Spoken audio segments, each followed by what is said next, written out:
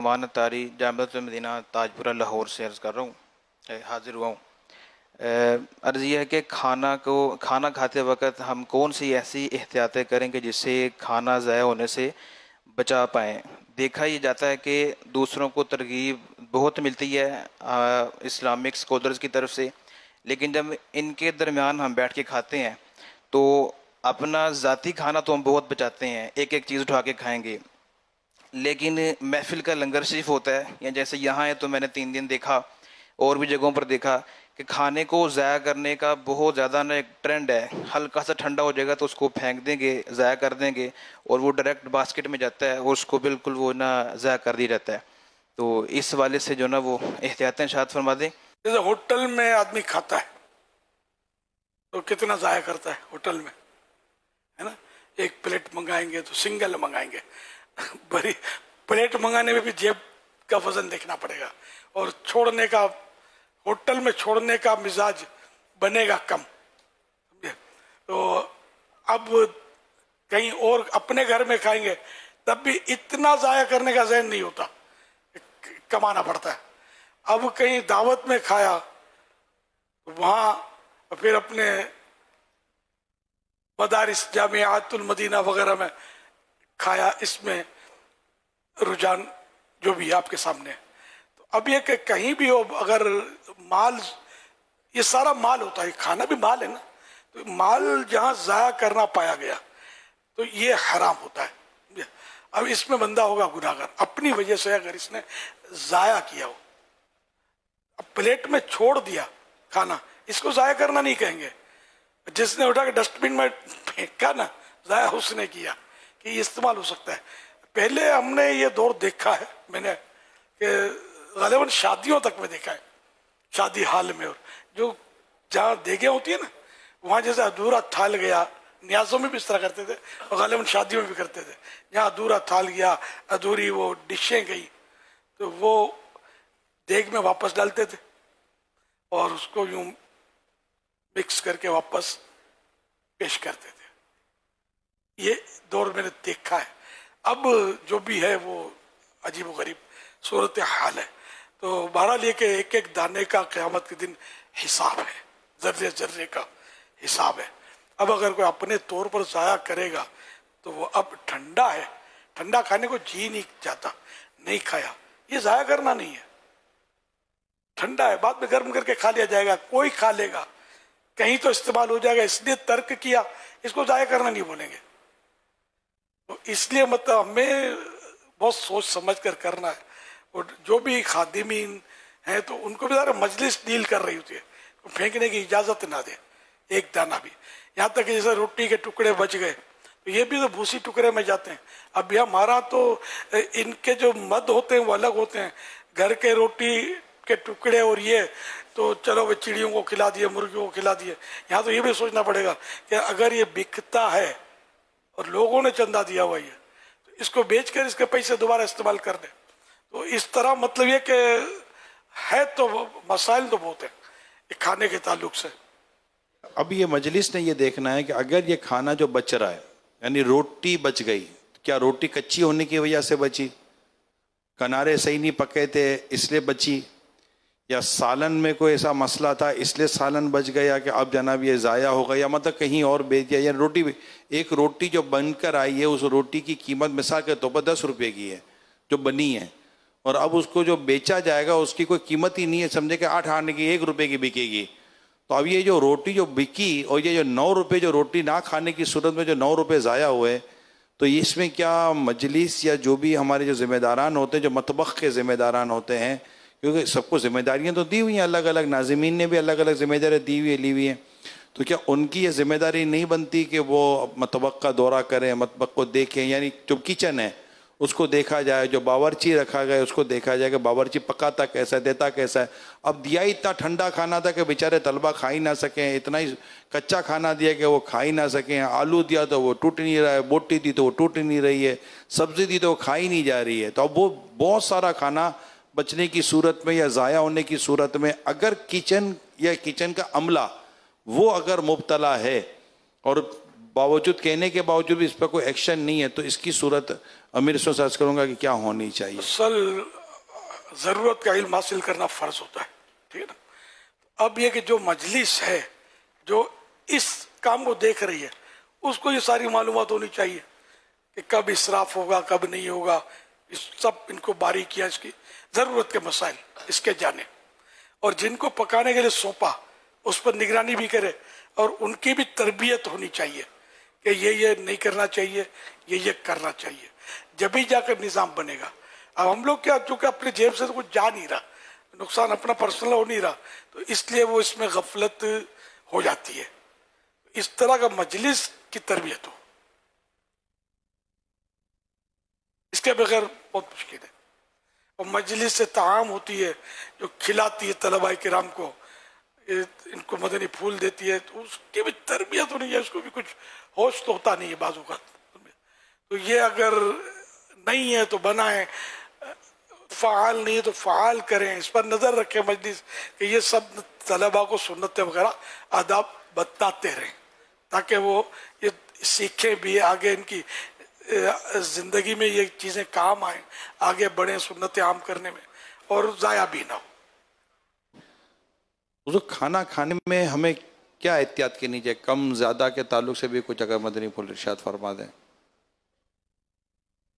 ملاقات کے لیے میرے ساتھ بیٹھ جائے,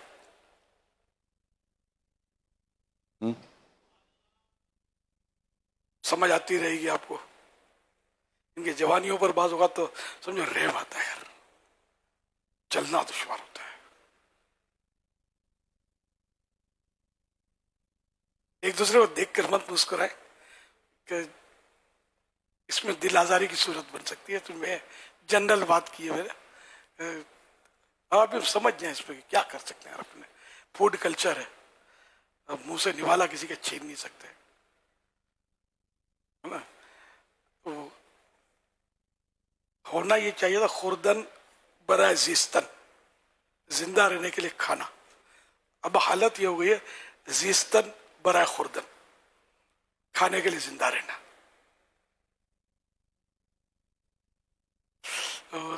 کھائے جا رہے ہیں. پچھلے دنوں اوورسیز کے بھی جو مسائل ہوئے تھے نا, ہم کسی حد تک پھر بھی احتیاطیں ہوتی کھلانے میں, ہوٹلوں میں کھا کے آ گئے. اب باہر کے ملکوں کے لوگ اور یہاں کے ہوٹلوں کا کھانا, ایک تعداد بیمار ہو گئی, کچھ ہاسپٹلائز ہو گئے, کچھ مطلب یوں ایک اندر میں سمجھو غول پڑ گیا کہ کیا ہو گیا. پھر ڈیپ گئے تو وہ یہ نکلا کہ اپنے یہاں کے کھانے کا مسئلہ نہیں ہے, یہ ہوٹلوں میں جا کر کھا کر آ کر یہ پھنس گئے. بازاری کھانے, ٹھیلوں کے کھانے. تو یوں اگر تقریباً 80% امراض جو تو وہ اسی کھانے پینے کی بے احتیاطیوں سے ہی ہوتے ہیں عموماً.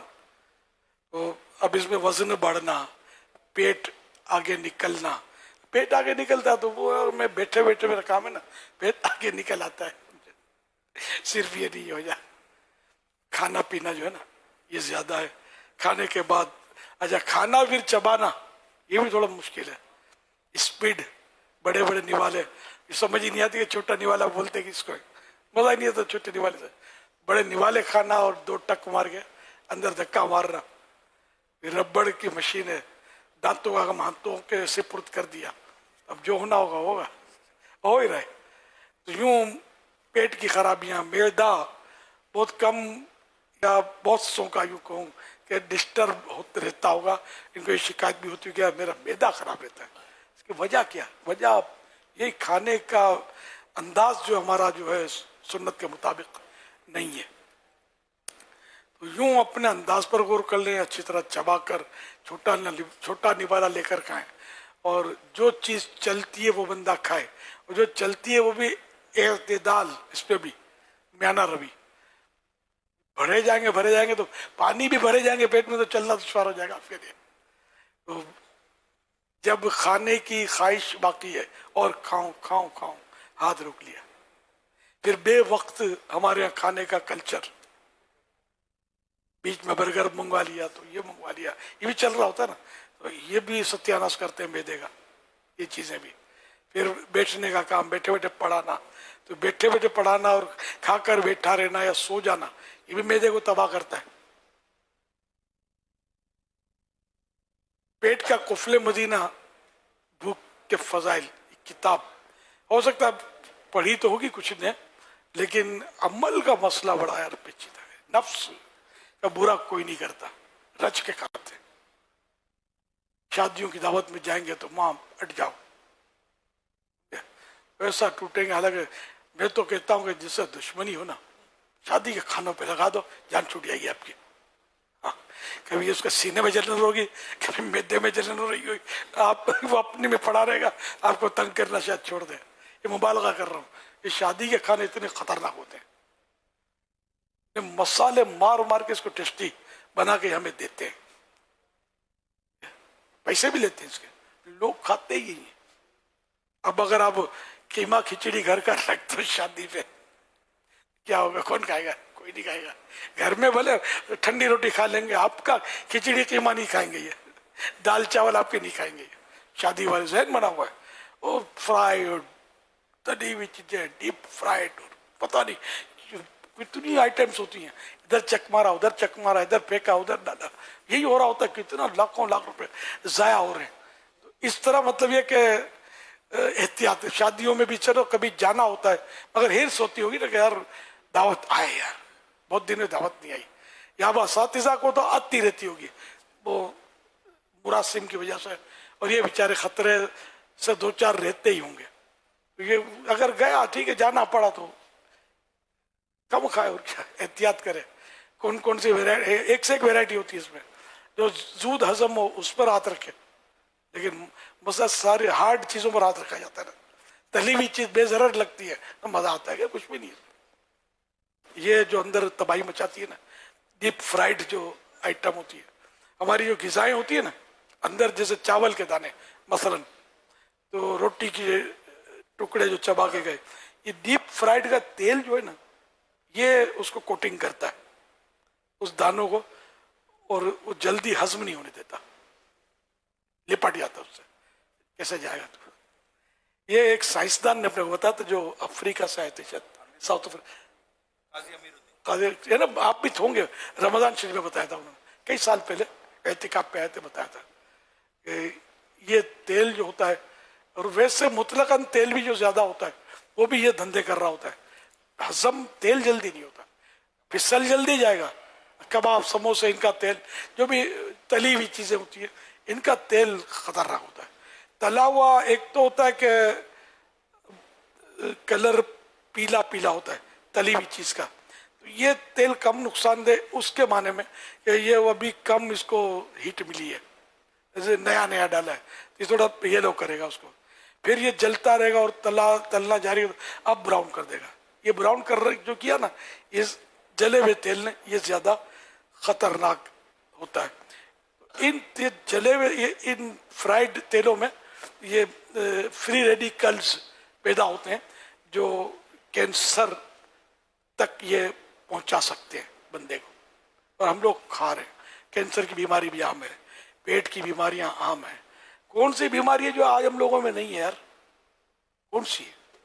طرح طرح کی بیماری ہے. جس کو دیکھو بیچارہ پیٹ پکڑ کے بیٹھا ہے, تو کمر پکڑ کے بیٹھا ہے, تو فالج کا اٹیک ہو گیا, تو باپ کو ہو گیا, ماں کو دل کا دورہ پڑ گیا, بیچارے خاص صبر ہیں. رمضان شریف میں خاص کر دبی رکھ, اتنا کھاتے ہیں, وہ ایسی آئٹم کھاتے ہیں کہ خدا کی پناہ. جیسے رمضان شریف آتا ہی ہمیں کھانے کھلانے کے لیے, اس طرح بقرعید میں بیل بکرا جو بھی ہے کلی اختیارات ہیں, گلاؤ نہ گلاؤ. ابھی بیل بکرے بھی ٹکرے ماریں, لڑائیاں کریں, وہ جو بھی کریں ان کو بس بعد میں نمٹتے رہو. جب یہ سامنے خوشبو لٹاتا ہوا آتا ہے نا, تو بڑا سونا لگتا ہے, اندر آ جاتا ہے, آنے دیا جاتا ہے. یہ سوچ سمجھ کر اگر ہو نا تو انشاءاللہ فائدہ